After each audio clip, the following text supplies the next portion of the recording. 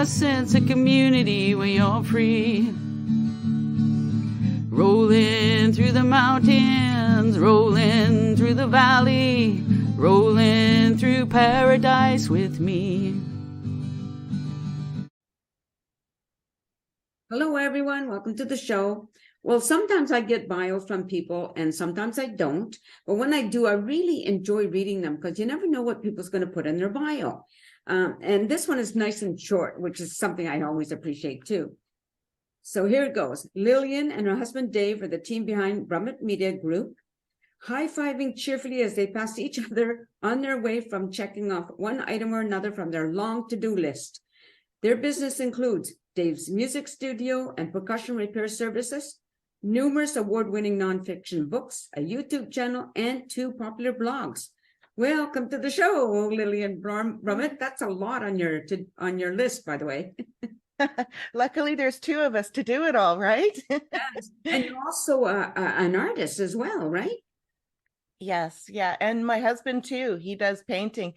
I wish I had the ability to show you right now some of the beautiful paintings that he's done on some of the drums that he's produced. Oh. Just stunning. And he just basically came up with the idea, sat down, just did it, just blew me away, that he could just out of the blue, because it wasn't something we dabbled both a little bit in carving and painting and such in the past, but it wasn't something he was doing habitually, and then he just sat down and he just boom, and he just comes up with this masterpiece. I was just like, holy moly, man, that's stunning. It was beautiful. It was for a client, a custom job. Just incredible what he did. Yeah. Nice. Maybe we could have you on again and so we can see some of this work. Right. Show some pictures in the background here or something like that. It would be a good idea. Yeah. Yes. Sure. Now, tell me about your media company. Okay, well, the Brummet Media Group, the title actually is like an umbrella, and it houses everything that we do. Because as you mentioned, there's a lot of different things going on. But again, there's 2 of us with, different talents and different interests all encompassed under that. So having it under one roof really helps us, so we don't have to have separate taxes and separate books and separate, everything. We can just keep it all together. Makes it really simple. Also, the main focus of the business, the reason why we've kept it running throughout all of these downturns in economies and the COVIDs and 2 complete relocations to another community, another city that we moved to, starting it again and dealing with all of that. The reason why we've been so dedicated to it is because our main purpose is to leave a positive legacy. We want to put forth positive, proactive information, tips and resources out there. We want to invite people that are like-minded to come in and talk about what they're doing to make the world a better place. And so whether it's on the blog or the YouTube channel or our books, it's all about that. That is the main focus. With my husband as a musician, also his focus. Music has a powerful impact on the world. It can change culture. It can change our thinking. It has caused incredible evolution in mankind many, many times.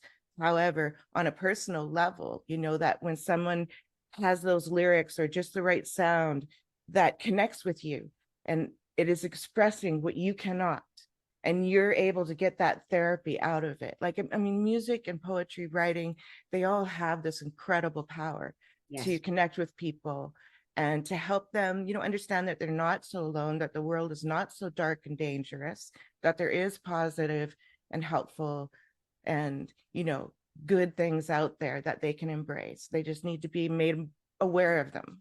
Right. Very true. Yeah. So now tell me about the books, the nonfiction books you've written. Okay, well, there's 6 nonfiction books altogether so far. We have a few coming out here in the future. There is a poetry series, a 2-book poetry series at this time. We hope to add to it in the future. Right now, there's 2 books in that series. There is also a 2-book series regarding green living. It's called Trash Talk. It's Easy to Be Green. and book 1 and book 2. And they address not just the recycling industry and repurpose and reuse, but we look at all the R's that are involved. You know, refusing as a consumer, we're refusing when we get to the, you know, we're going to buy one product over another. It encourages them, shows them the measurable impact of being a consumer, a conscious consumer, making alternative choices. Can I rent this item from a tool rental place rather than buying this, and now I got to find somewhere to store it? I also have to maintain it, right? Instead of, you know, supporting a local business that's hiring local people and reducing all of that waste and saving your money and your family. So there's all kinds of tips in there beyond just, you know, the recycling, but it does also focus on the recycling industry. It describes it. The second book goes a little bit farther. It says, okay, now we're going to get you to roll up your sleeves and get a little more active. So we talk about things like volunteering and ecotourism and, you know, a variety of different deeper topics, including composting and clean walking. One of my favorite topics is, you know, when you're out walking from your car to another place and you're walking past all of this litter on the ground, you know, it's almost like we're not any better than the person that put it there because we're ignoring it and we're walking by, right? So it doesn't take much when we're out walking the dog or, you know, going somewhere to pick that up and put it in the right place. It really doesn't, you know. So we encourage that. There's a lot of deeper topics that goes into beyond that. And then we have the Purple Snowflake marketing book, which walks authors through, and businesses, in fact, walks them through developing a business plan, an action plan, a succession plan, a contingency plan, walks them through that 5-year action plan and shows them how to break it down into a doable monthly plan, how to hold themselves accountable, free and frugal marketing tips and techniques. Also, with the Purple Snowflake marketing slant, it's a term that we came up with.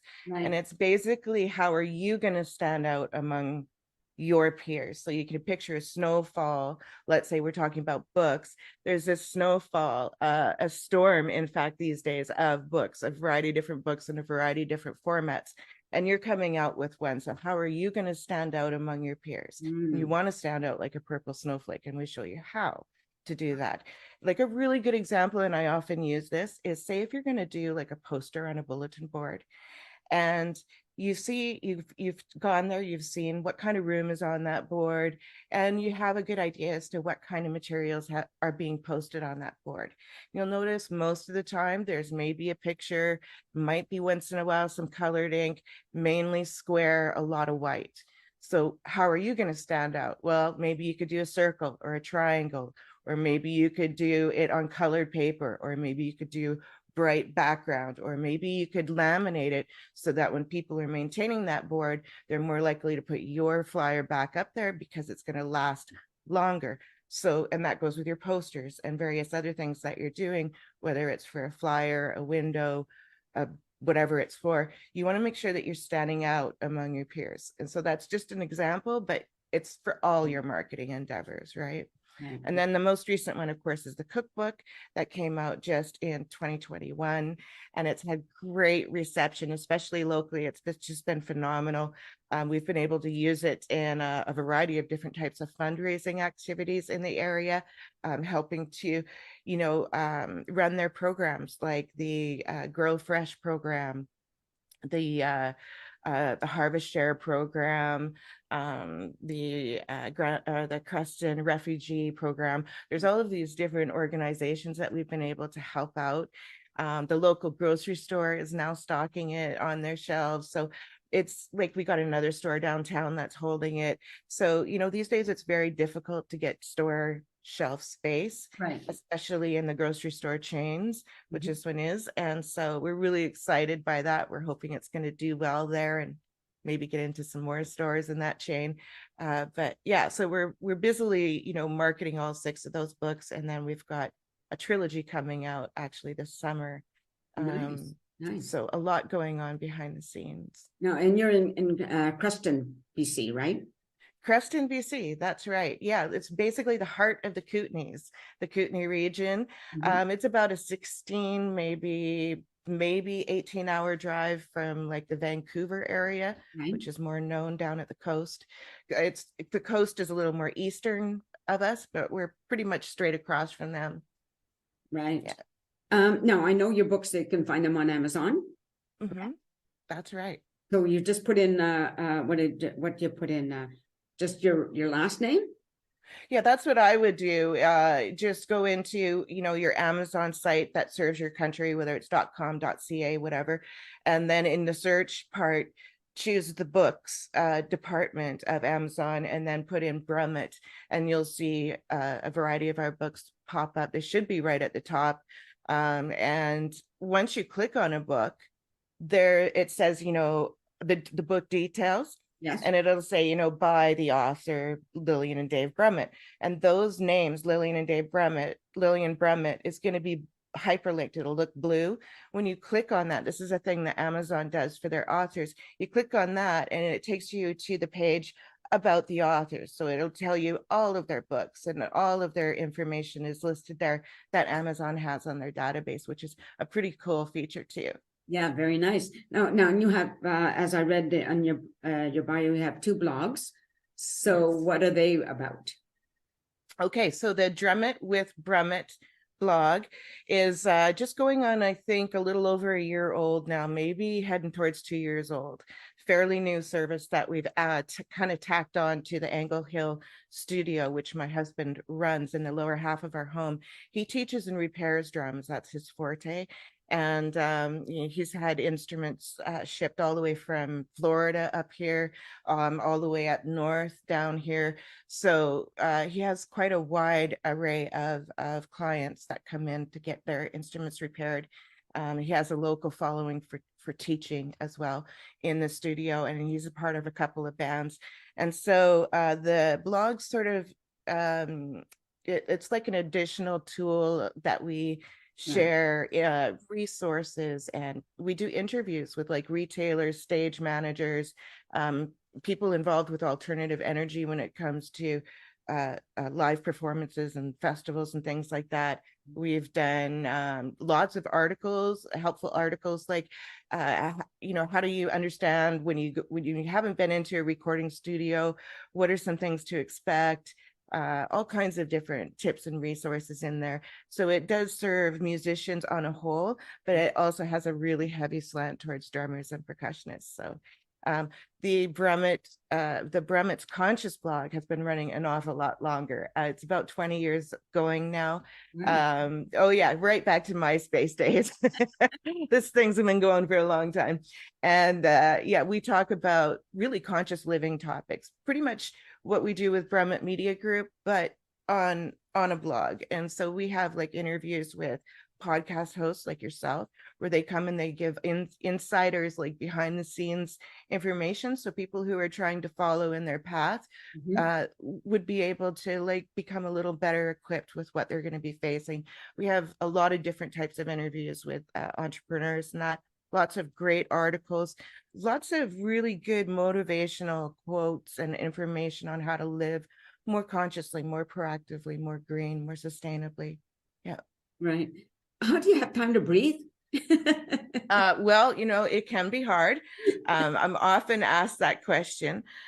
So what I do, I found myself, in order to do so much, I have to be really organized. So I keep a lot of records so that I don't have to try to remember in my fuzzy head, that's over here thinking about some other project, and I get an email from somebody and I can't remember who the heck they are, So I have all this, I have all these files. I use a spreadsheet, which has a search box on it, makes it super handy. So say if it was, last fall that this communication is coming in from, I can just pipe in their name or their email address or whatever, and it'll automatically show me, oh, you contacted them in December and this is what you guys talked about. Oh, okay. And then I know who they are. And then I respond to the emails a lot more professionally rather than going, I don't know who you are, So it helps me keep my brain, much more organized, much more effective.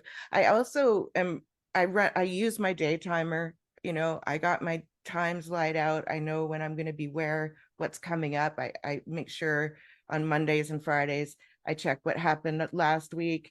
What am I doing next week? What can I fit in that didn't get accomplished last week into this week? That kind of thing. We tend to have like a 5-year action plan.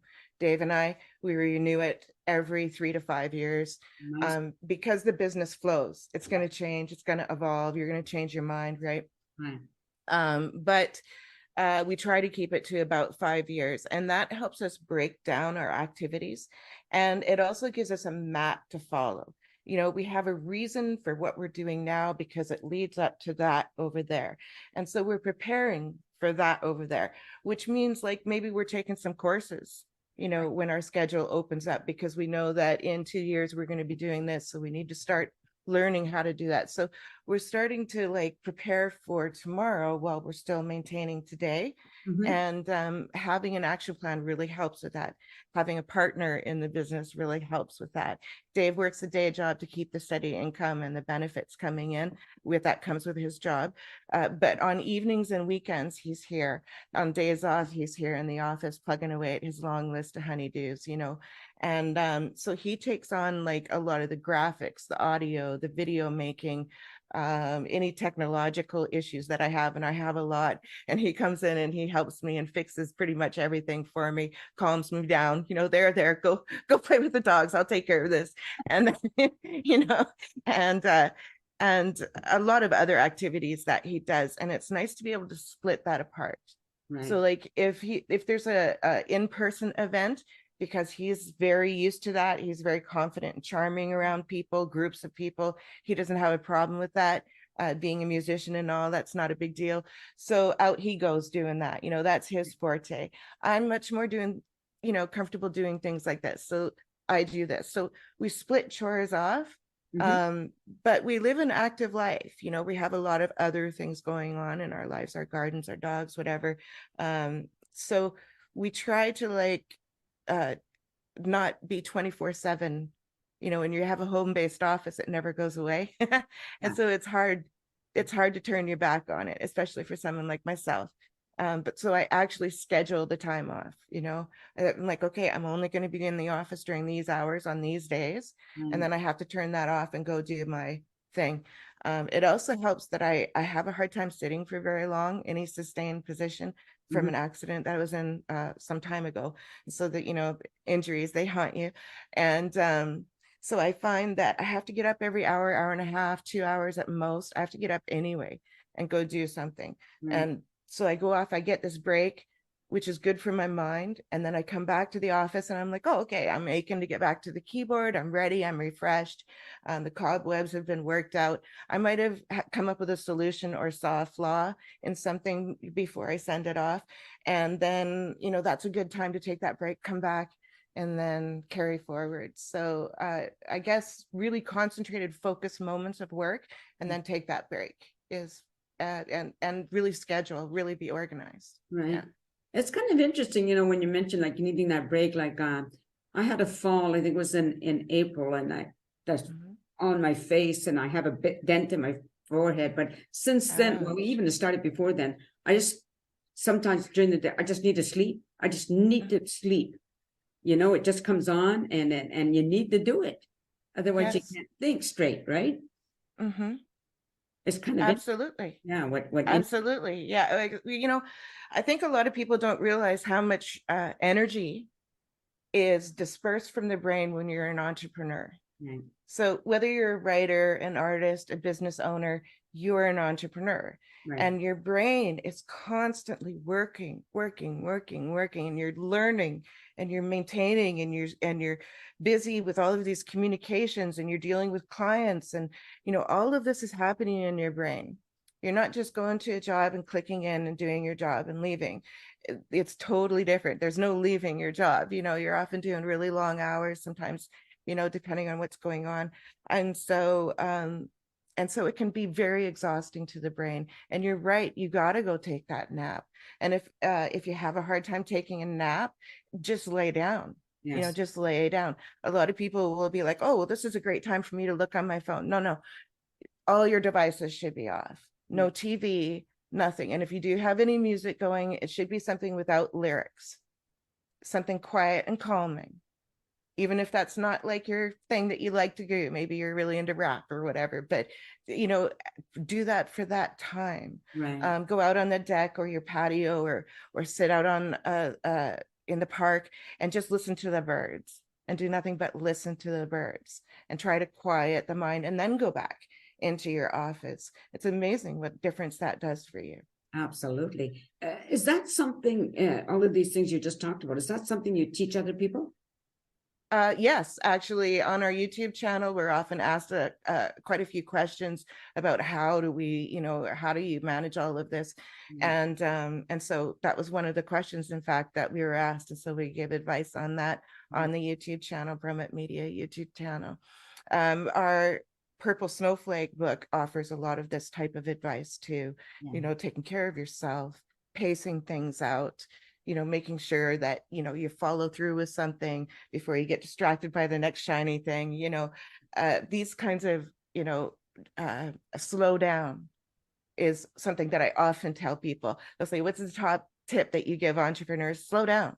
Right. Slow down and think about what you're doing. Because once you do that, you realize, you know what, maybe I can multitask or multi-purpose this activity that I'm doing, this project that I'm doing. Maybe I can take this experience of doing this project, and now I can write some articles, and I can use those articles for this. Or maybe I could take a quote from someone and I can use it in this way. Or maybe I can, and you learn how you can tweak that same project that you're working on in a variety of different ways, and use that same energy you've put into that project, all that research, everything, in a much more efficient and effective way. And sometimes a long-term way. You might be doing these things, long-term. So, really allowing yourself that chance to contemplate where you're going with this. How can you use this most effectively? And is it leading to the direction that you're aiming for? Knowing where you're going is really, really important. Right. So what do you do for your downtime? Downtime. Oh, I play with the dogs. I love to play with the dogs. Going on the deck. We have a deck just over here in my office, and it has a nice view. It happens to be on a hill. Like, we happen to be on a hill, and so when we look out, we don't see houses. We don't see all the houses. We just see the mountains and the valley beyond. So it's actually quite a nice view. And so I like to go out there. I have a really nice yard, and I find gardening quite meditative. I find physical work very meditative when it comes to, now you've been in the office, and going out and doing something really helps, and exercise and all of that.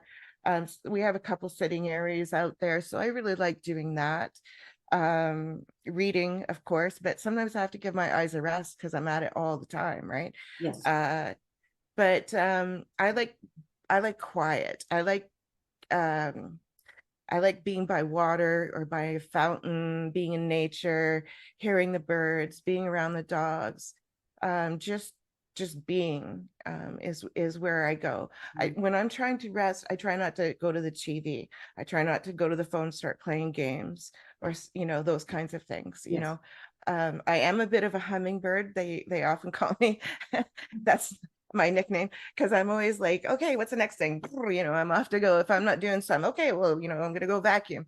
So I have to I have to make myself do it. But it's really important to do, for sure.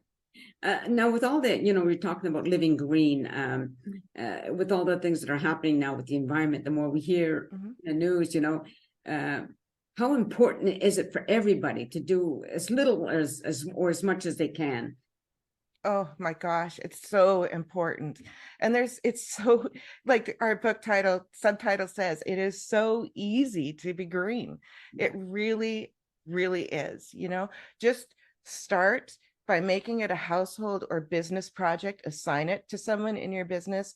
If you can, like during a slow time, get them to research everything that's going on in your community in regards to take back programs, recycle, things that are recyclable in your area, because every area is going to be different based on location and a variety of other things. And so find out what you can do. You can use the most in your own area, maximizing what is already available to you. Right. And then you can look at other things like just simply changing out your light bulbs, or, learning about standby power, or, doing little tiny things, and you can save a bunch of money. I'm going to give you a good example that I like to share. I've shared this several times, and this is a really easy thing that people can do in their homes or offices, apartments, condos, whatever. Especially important if the building is not newer, for older homes. So every outside wall, every exterior wall is going to have these outlets, whether it's a phone plug, or it's going to be like a jack for your TV, or an outlet to plug into, or a light switch, right? All of these are going to be all over your walls.